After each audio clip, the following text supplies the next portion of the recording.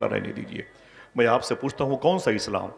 ان الدین عند اللہ الاسلام. اللہ کہتا ہے بے شک میرے نزدیک، یعنی عند اللہ، اللہ کے نزدیک سب سے بہتر دین اگر کوئی ہے تو کوئی اور بول سکتا ہے؟ یہ دو تین بچوں کی آوازیں آتی ہیں، سمجھیے گا. اللہ کے نزدیک سب سے بہتر دین اگر کوئی ہے تو کون سا اسلام؟ ماضی قریب میں مستشرقین یورپ کی میٹنگ ہوئی تھی لنڈن میں.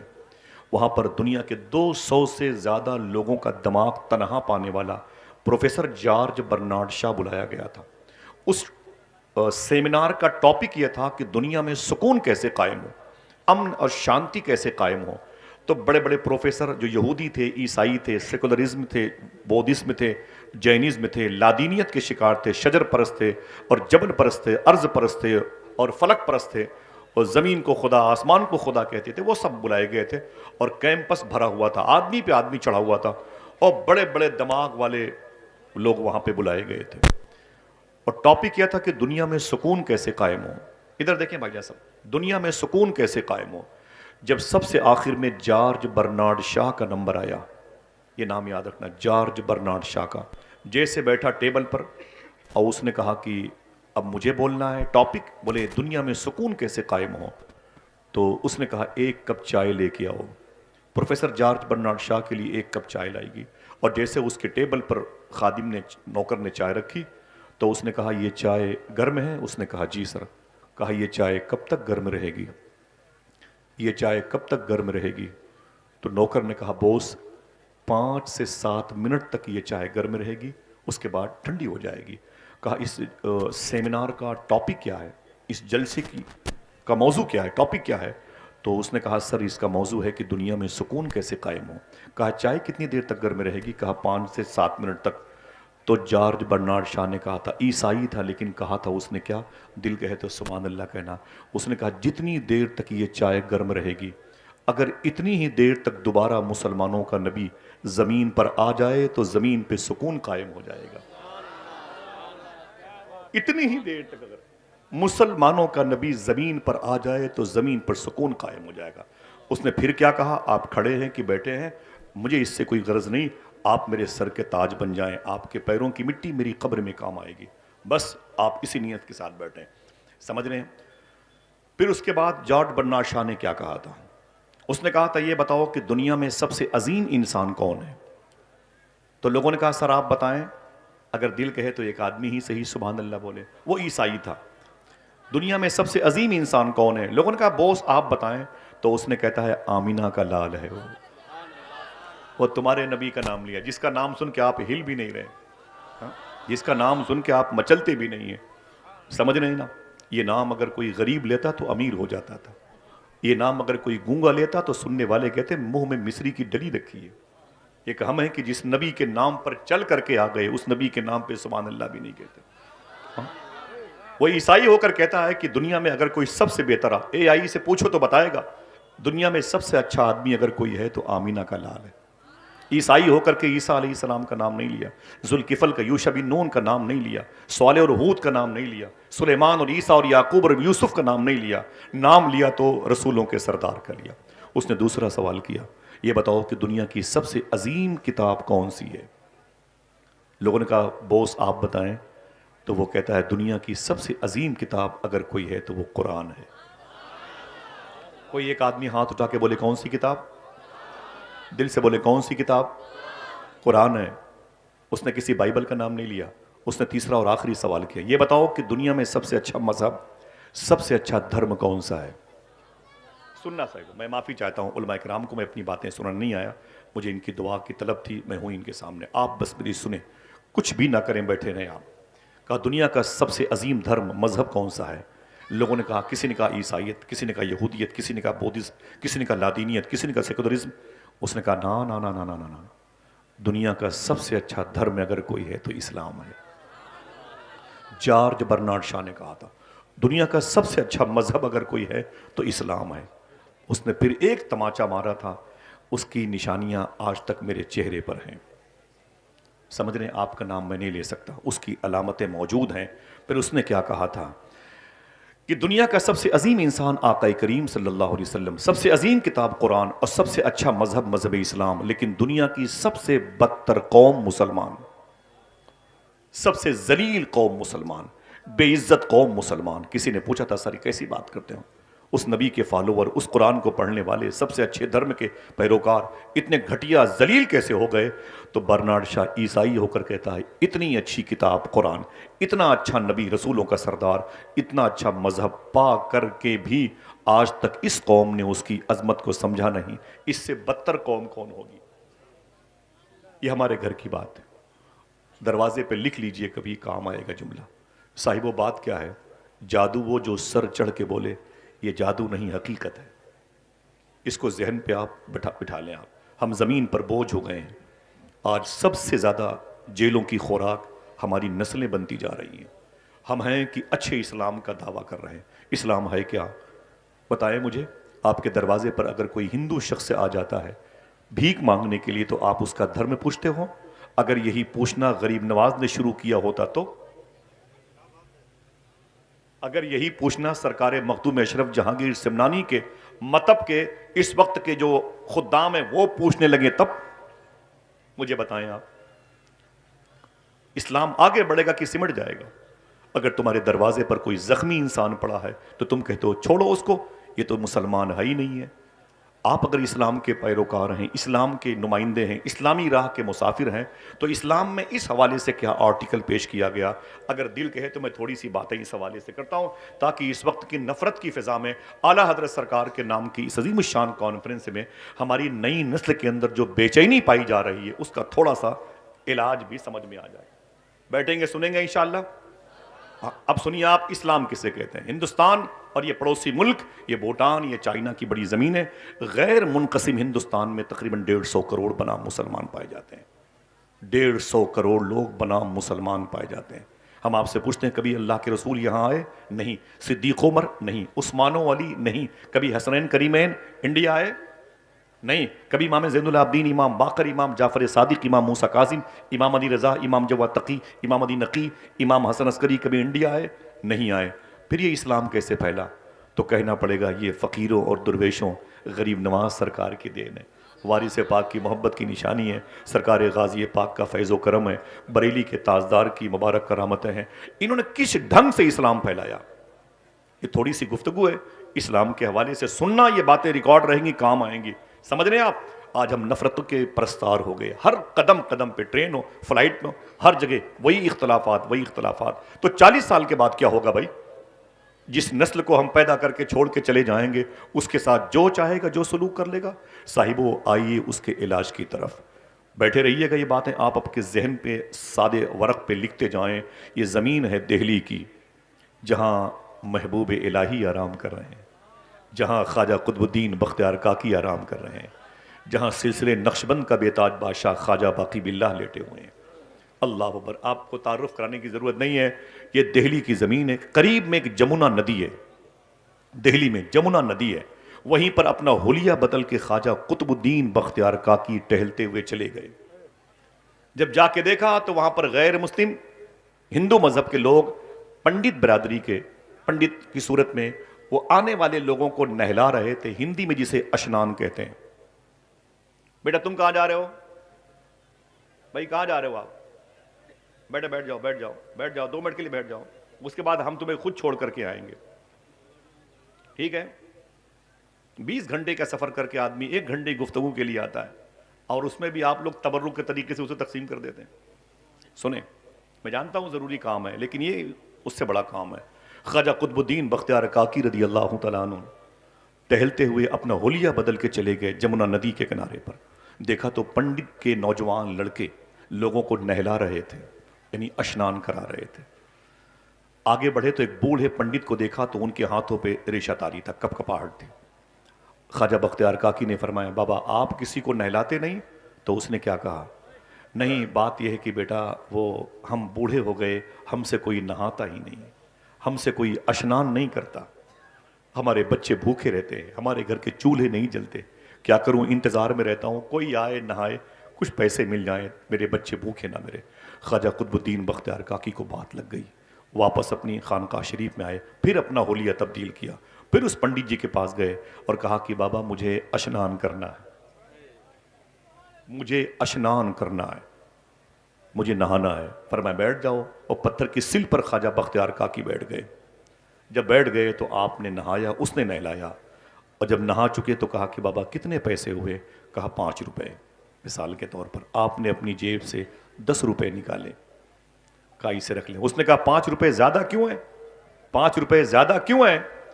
تو فرمایا کوئی بات نہیں، رکھ لیں بچوں کے کام آئے گا۔ آپ چلے آئے۔ آنے کے بعد آپ نے دوسرے دن پھر سفر کیا اور پھر جا کے کہا مجھے اشنان کرنا ہے۔ خواجہ بختیار کاکی کو پنڈت جی نے پھر نہلایا، واپس آئے۔ کتنے پیسے؟ کہا 5 روپے۔ 15 روپے دیا آپ نے، 5 10 بڑھا کے دیتے، روز جاتے نہانے کے لیے اور پیسے بڑھا کے دیتے۔ ایک دن وہی پنڈت جی مہرولی شریف خواجہ بختیار کاکی کے دربار شریف کے قریب سے نکلے تو مسلمان عاشقوں کی بھیڑ دیکھی۔ فرمایا بھائی آپ لوگ یہاں کیا کر رہے ہیں؟ تو کہا کہ بات یہ ہے کہ ہمارے حضرت خواجہ بختیار کاکی غریب نواز کے لاڈلے، محبوب الہی صابر پاک کے دادا پیر، بابا فرید کے شیخ کامل، سبحان اللہ، خواجہ نصیر الدین چراغ دہلوی کے پردادا پیر، دل کہے تو سبحان اللہ کہہ دو، بولے وہ اندر اپنے حجرے میں تشریف فرمائے، ہم لوگ ان کی زیارت کو درشن کو آئے ہیں۔ تو پنڈت جی نے کہا اگر اجازت دو تو ہم بھی ان کا درشن کر لیں۔ عاشقوں نے کہا جائیں، یہ رحمت کا ہے دروازہ، یہاں تالا نہیں لگتا، کھلا رہتا ہے 5 وقت میخانہ محمد کا۔ جب پنڈت جی اندر گئے تو بتی جل گئی، دیکھا تو یہ وہی بزرگ ہیں جو روز میرے ہاں نہانے آتے تھے، یہ وہی بزرگ ہیں جو روز میرے ہاں نہانے آتے تھے۔ تو اس نے معلوم ہے کیا کہا؟ اس نے کہا کہ بابا جی اگر میری نظر خطا نہیں کر رہی ہے تو پوچھوں آپ سے، آپ تو وہی ہیں جو روز میرے یہاں نہانے آتے تھے، 5 10 روپے بڑھا کے دیتے تھے؟ خواجہ بختیار کاکی نے فرمایا جی میں وہی ہوں، میرا نام قطب الدین بختیار کاکی ہے۔ تو پنڈت جی نے کہا اتنے لوگ آپ کے ماننے والے ہیں، آپ اتنے بڑے مہان ودوان آدمی ہیں، وہاں نہانے کے لیے کیوں آتے تھے؟ تو خواجہ بختیار کاکی کی آنکھوں میں آنسو آ گئے۔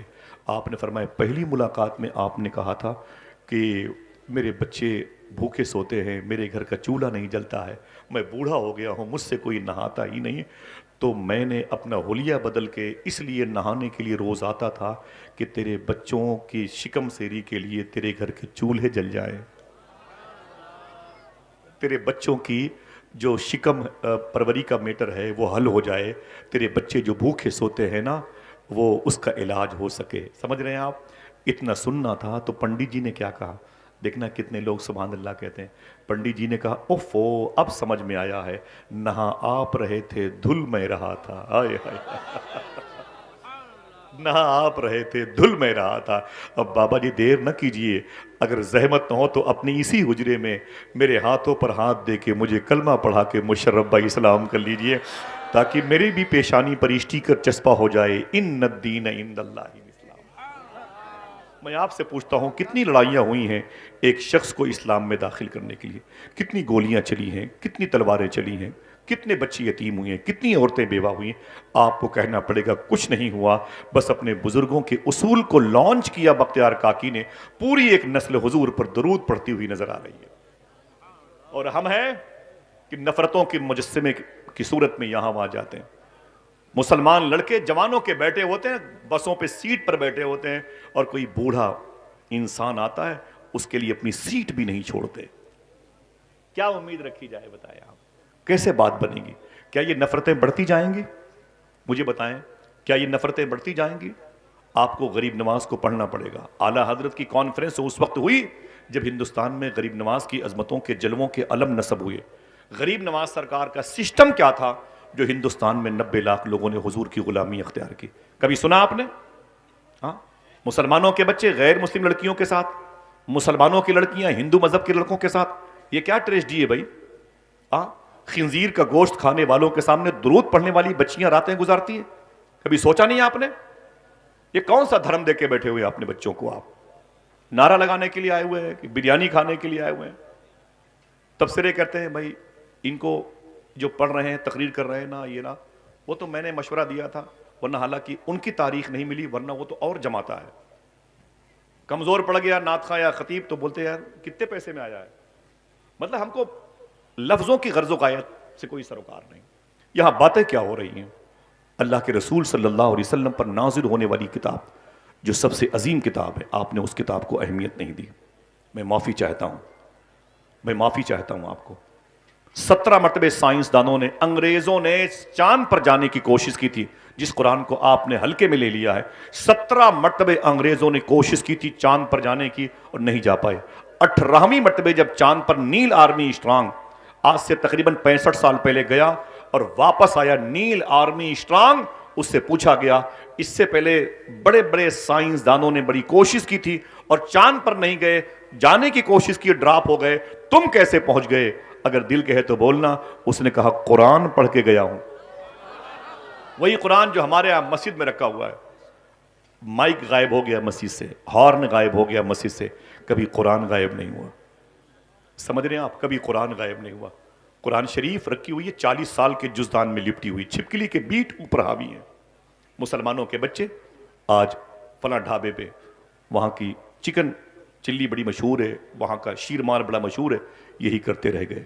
بابا فرید گنج شکر رضی اللہ تعالیٰ عنہ سے کسی نے کہا کہ حضور میں آپ کی تقریر بہت سنتا ہوں لیکن باتیں اثر نہیں کرتی ہیں. بابا فرید نے کہا ایک کام کر. کہا کیا؟ تیرے محلے میں کوئی مسجد ہے؟ کہا جی حضور. کہا اس میں جھاڑو لگایا کر. کہا اس سے کیا ہوگا؟ کہا تو خدا کے گھر کو صاف کرے گا، خدا تیرے دل کو صاف کر دے گا. بیٹھا ہوا چکن چلی کھانے کے چکر میں محلے کی مسجد پر چھپکلی نے قبضہ کر رکھا ہے.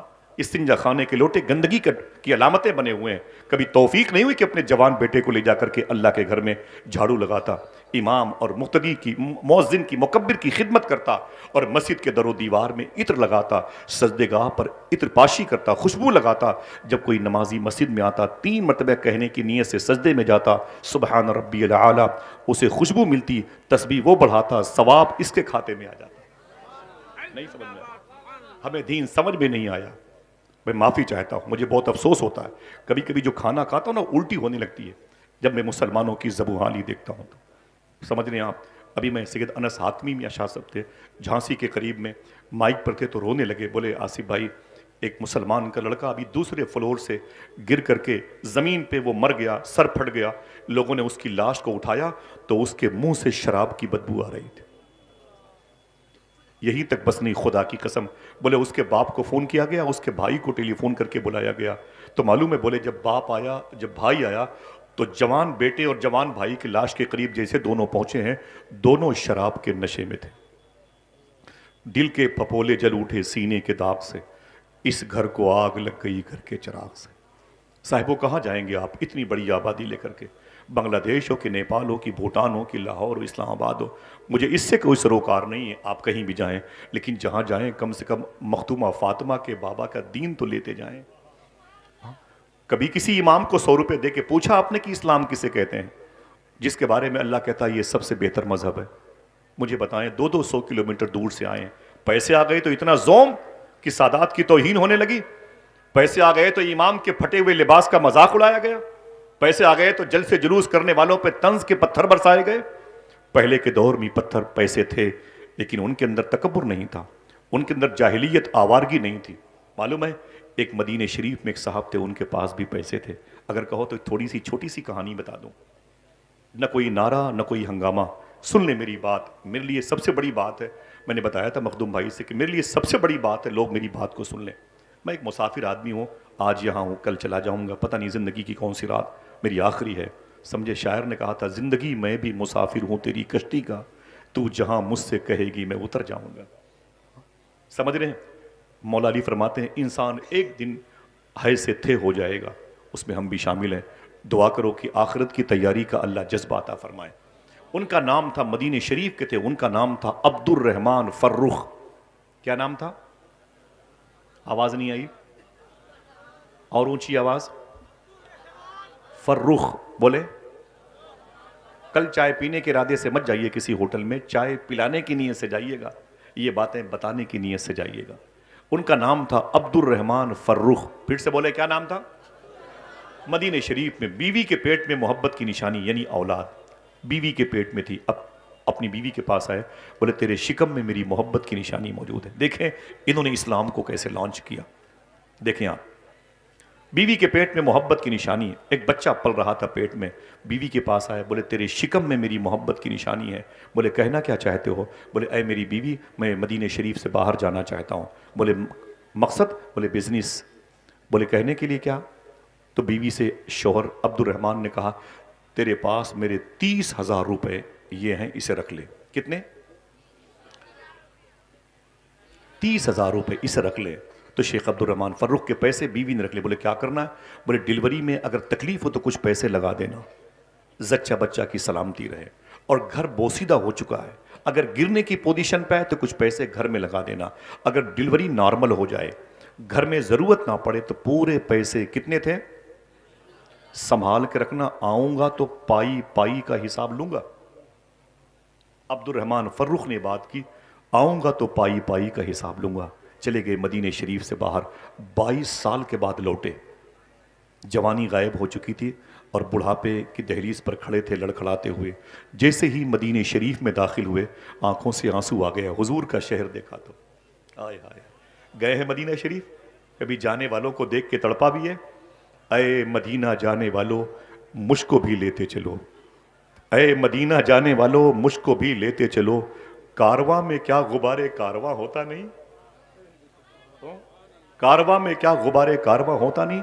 گھروں میں لیٹرنگ کے ٹائلز اٹالین کے لگے ہوئے ہیں, جرمنی سے ماربل آ گیا, مکرانہ سے پتھر لگے ہوئے ہیں, لیکن آج تک حضور کا شہر نہیں دیکھا.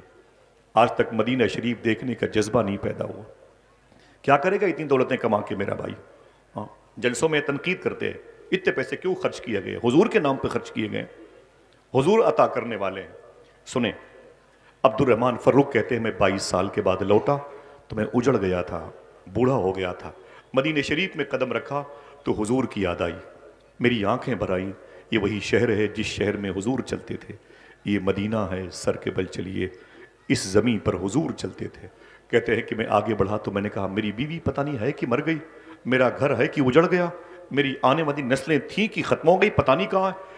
کہیں جانے سے تو بہتر ہے کہ پہلے حضور کی بارگاہ میں حاضری دے لی ہے. بہت بہت شکریہ, بیٹھ جائیں. کہیں جانے سے تو بہتر ہے کہ پہلے دربار مصطفیٰ کی حاضری مقصود, وہاں چلے جائیں. ان کا نام میں نے کیا لیا؟ بات کریں, مجھ سے بات کریں, کیا لیا؟ عبد الرحمن فرخ. بہت بہت شکریہ.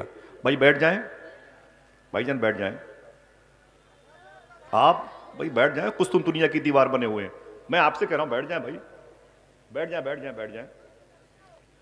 سنیں, عبد الرحمن فرخ, ادھر دیکھیں بھائی, ادھر دیکھیں ادھر دیکھیں ادھر دیکھیں. آپ کا بہت بہت شکریہ, آپ بیٹھیں, آپ سکون سے. کوئی ضروری کام ہو تو کریں, یہ وقت بہت قیمتی ہے, اسے ساعت مستجاب کہتے ہیں. یہ دعاؤں کی قبولیت کی جگہ, یہی ذکر مصطفیٰ کی جو بہاریں ہیں نا, ہمارے ان علماء کرام کو خود کفیل کریں گے انشاءاللہ. اس علاقے کو باغ و بہار میں تبدیل کریں گے, چراغ سے چراغ جلے گا. عبد الرحمن فرخ کہتے ہیں میں گھر نہیں گیا, سیدھے روضے مصطفیٰ کے قریب آیا, مزار مصطفیٰ کے قریب گیا, خوب رویا. میں نے کہا سرکار مجھے معاف کر دیں, میں نے اپنی زندگی کے 22 سال بزنس میں خرچ کر دیے, ہماری صبحیں ہماری شامیں آپ کی بارگاہ میں گزرتی تھیں. سرکار معافی چاہتا ہوں, میں 22 سال آپ کے شہر سے دور رہ کے زندگی کے خرچ کر کے آ گیا ہوں, حضور میری خطا کو معاف کریں. حضور کی بارگاہ میں رویا, دل کو سکون ملا. جیسے میں باب فاطمہ سے نکلا, میں نے سوچا کہ اصحاب صفہ کے چبوترے سے ہو کے حضور کی مسجد میں جاؤں. میں نے کیا دیکھا کہ حضور کی مسجد عاشقان حضور سے کھچا کھچ بھری ہوئی ہے. حضور کی مسجد حضور کے غلاموں سے بھری ہوئی ہے. میں نے غور سے دیکھا تو حضور کے منبر پہ حضور کا ایک عاشق, حضور کے شہر میں حضور کے عاشقوں کے سامنے حضور کی مزار پاک کے قریب حضور کی باتیں کر رہا ہے. عبد الرحمن فرخ کہتے ہیں جہاں جگہ ملی بیٹھ گیا.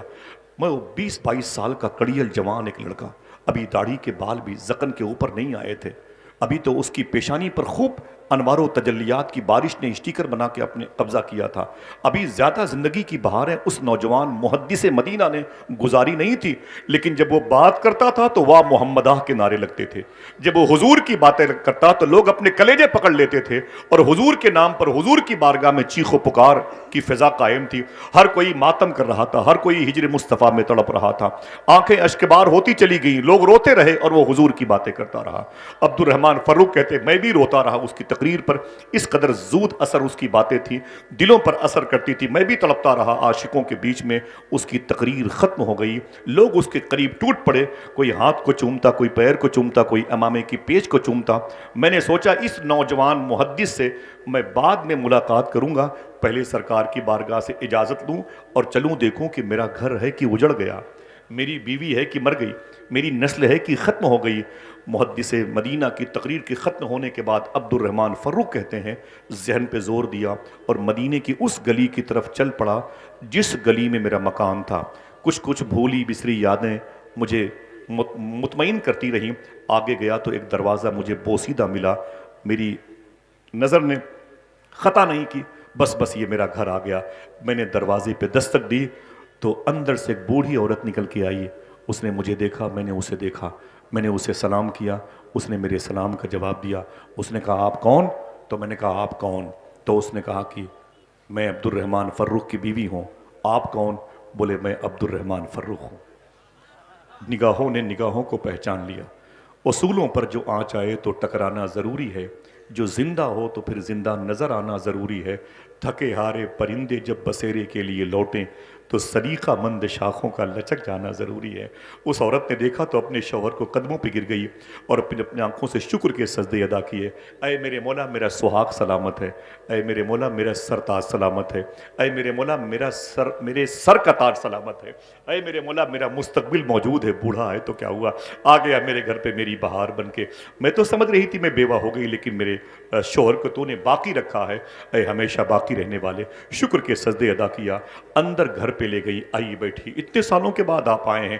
بیوی خوش تھی، در و بام خوش تھے، در و دیوار خوش تھے، گھر کے برتن بھی آپس میں مسکرا رہے تھے. بیوی نے جلدی سے اپنے شوہر کے لیے روٹیاں بنائیں. جیسے عبد الرحمن فروخ کھانے کی شروعات کی، ابھی ایک لقمہ ہی اپنے منہ کے وسیلے سے اپنے شکم میں اتارا تھا. بولے بیوی ادھر آؤ.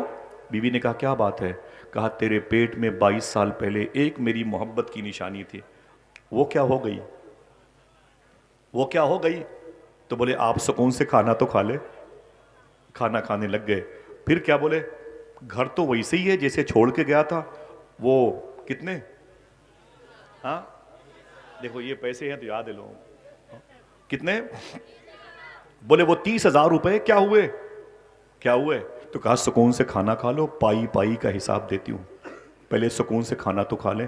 شیخ عبد الرحمن فروخ کہتے ہیں میں کھا رہا تھا، اچانک مجھ کو حضور کی مسجد کے ممبر کے خطیب محدث مدینہ وہ 20-22 سال کا جوان یاد آیا. میں نے کہا بیٹھ بیٹھ. بولے کیا ہوا؟ میں نے کہا ابھی میں حضور کی بارگاہ سے ہو کے آ رہا ہوں. ایک بچے کو میں نے تقریر کرتے ہوئے دیکھا. اس کی تقریر دل پر اثر کر رہی تھی، اس کی باتیں دلوں کو روشنی دے رہی تھی، اس کی باتیں دلوں کو مستنیر کر رہی تھی، اس کی باتیں فکر کو مسلمان کرتی تھی، اس کی باتیں سوچ کو مسلمان کرتی تھی، اس کی باتوں سے حضور کی محبت کی خوشبو آتی تھی. اہل مسجد نبوی تڑپتے تھے، روتے تھے، بلکتے تھے حضور کا نام سن کے، واہ محمدہ کے یا رسول اللہ کے نعرے لگاتے تھے. یہ کون ہے؟ تو بیوی نے کہا پہلے سکون سے کھانا تو کھا لیں. ابھی کھانا کھا ہی رہے تھے، گلی سے نعرے کی آواز آئی. مثال کے طور پر نعرے تکبیر، نعرے رسالت، ہٹو بچوں کی آواز آئی.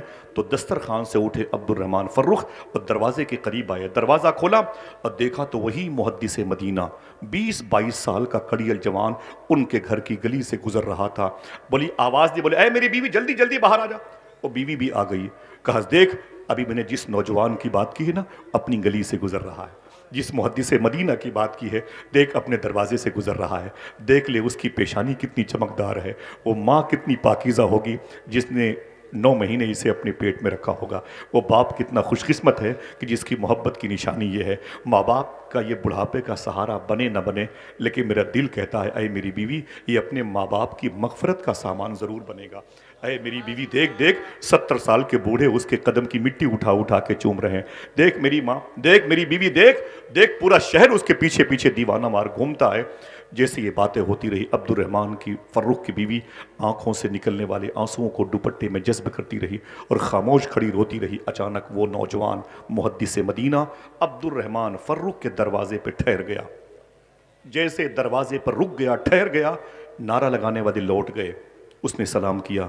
عبد الرحمن فروخ کی بیوی نے جواب دیا. اس نے اپنا ہاتھ آگے بڑھایا. عبد الرحمن فروخ کی بیوی نے اپنا ہاتھ بڑھایا. اس نے اس عورت یعنی آپ کی بیوی کا ہاتھ چوما، سر پہ رکھا. اپنی اس عورت نے اس محدث مدینہ کے ساتھ اندر آ گئی. شیخ عبد الرحمن صاحب کہتے ہیں میرے دماغ میں غصے کا غلبہ جلال آ گیا، جیسے میری بیوی کے قریب وہ نوجوان بیٹھا. میں نے کہا اے میری بیوی، یہ کون ہے جس نے تیرا ہاتھ چوما ہے؟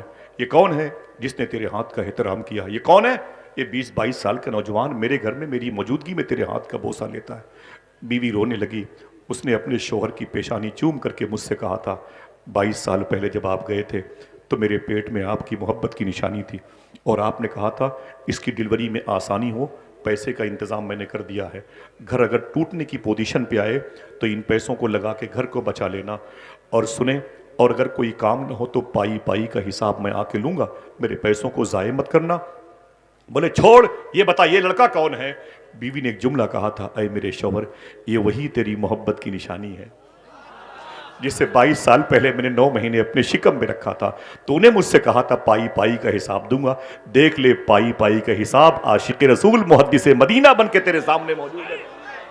اے میرے شوہر دیکھ لے، میرے دوپٹے پٹے ہوئے ہیں، دیکھ لے میری چپلیں آج تک ٹوٹی ہوئی ہیں، میں نے نئے لباس نہیں خریدے، میرے ہونٹ پر یہ غربت و افلاس نے قبضہ کر رکھا ہے، میری بال یہ چاندی جیسے سفید ہوئے ہیں غریبی کی وجہ سے. خشک روٹیاں کھائی ہیں لیکن تیرے پیسوں کا میں نے صحیح استعمال کیا. سارے پیسے میں نے خرچ کیے ہیں اپنے اس بیٹے کو عاشق رسول اور عالم رسول بنانے میں خرچ کیا ہے. اے میرے شوہر تجھے پتا نہیں ہے، آج میرا بیٹا جب حضور کی ممبر پہ بیٹھ کے تقریر کرتا ہے تو جکارتا انڈونیشیا سے لوگ آ جاتے ہیں، استنبول ترکی سے لوگ آ جاتے ہیں، ایران کے شیراز سے لوگ آتے ہیں، اور یہ کہہ کے نعرہ لگاتے ہوئے حضور کے شہر سے واپس جاتے ہیں. یار اتنے سالوں کے بعد جب حضور کی باتیں کوئی حضور کا عاشق کرتا ہے تب دل مچلتا ہے. اگر یہی باتیں حضور کرتے ہوں گے صدیق و عمر کے سامنے تو صدیق و عمر کتنا مچلتے رہے ہوں گے. دیکھ لے میری، اتنا سنا تو مچل گئے. اپنی بیوی کی پیشانی کو چوما اور بولے اے میرے مولا تیرا شکر ہے، اگر ایسی پاک باز نیت خالص کے ساتھ رہنے والی لڑکیاں ہر گھروں کی زینت بن جائیں تو ان کے بچے آوارہ نہ ہوں، ہر گھر سے عاشق رسول کی آواز آنے لگے. آج ہمارے بچے شراب پیتے، معافی چاہتا ہوں میں، ہماری بچیاں آوارہ ہو گئی، ہمیں اس کی فکر نہیں ہے، بالکل فکر نہیں ہے. اللہ کے رسول کے سسٹم سے ہم نے انحراف کر لیا. بہت حالات ناگفتہ ہے. میں چاہتا ہوں کہ میں باتیں اپنی ختم کر دوں. پتہ نہیں میری گفتگو آپ کے کسی معیار کے کسی ڈبے میں رکھنے کے لائق ہے کہ نہیں ہے.